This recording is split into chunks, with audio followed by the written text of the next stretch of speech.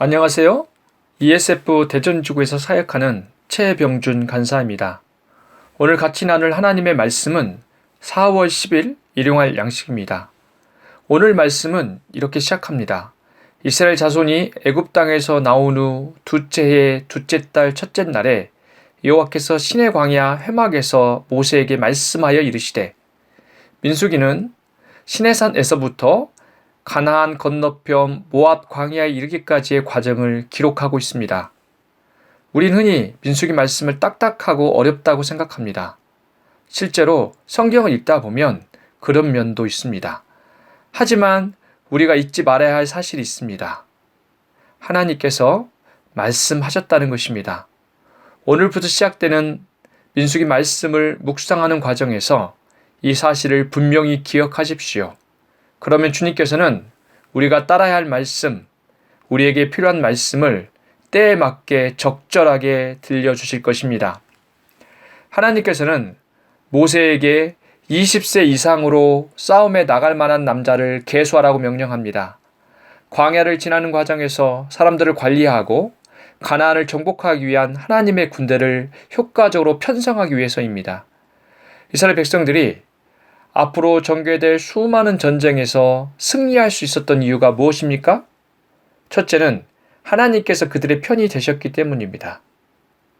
또 다른 이유는 그들이 전쟁을 수행하는 데 필요한 조직적인 면모를 갖추었기 때문입니다.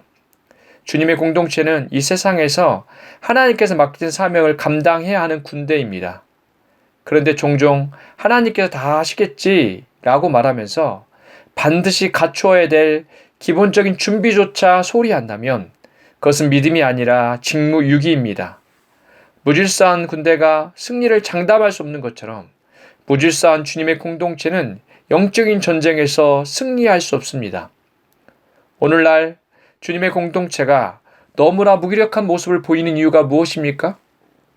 적대적인 세상에 대해 아무런 힘을 발휘하지 못한 이유가 무엇입니까? 수많은 다툼과 분쟁으로 인하여 교회의 질서가 무너졌기 때문입니다. 세상이 빠르게 세속화되고 있습니다. 이런 세상에서 주님의 공동체는 빛과 소금으로 여전히 건재해야 합니다. 우리가 속한 공동체가, 한국교회가 앞으로 직면하게 될 영적 전쟁에서 승리하는 강력한 교회가 되기를 기도합니다. 하나님께서는 인구조사를 명하면서 각 지파의 우두머리를 책임자로 불러서 같이 하라고 말씀하십니다.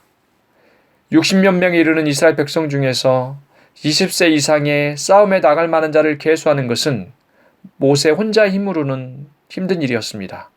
그래서 각 지파에서 지도자를 뽑아서 질서 있게 계수하도록 하신 것입니다. 각 지파의 지도자들은 지파에 속한 사람들의 상황을 비교적 상세히 알기에 모세가 인구를 계수하는 과정에서 큰 도움이 되었을 것입니다. 또한 이들은 자신이 지도하는 지파의 사람들을 계수하는 과정에서 그들의 상황과 형편을 좀 더 깊이 이해하게 되었습니다. 이것은 그들이 앞으로 지도자 임무를 감당하는 데 실제적인 도움이 되었을 것입니다. 하나님께서는 혼자서 모든 것을 하실 수 있는 전능하신 분입니다. 하지만 혼자 하지 않으시고 반드시 사람을 부르셔서 그를 사용하십니다. 오늘도 주님께서는 자신의 일을 감당할 일꾼을 찾으십니다. 우리는 하나님의 일에 부름받고 쓰임받는 것을 영광스럽게 여겨야 하며 겸손하게 자신에게 맡겨진 사명을 감당해야 합니다. 월요일 아침이다. 성령께서 나를 충만하게 하셔서 주님의 사명 앞에 겸손함과 성실함으로 하루를 살아가는 그런 시간이 되기를 원합니다.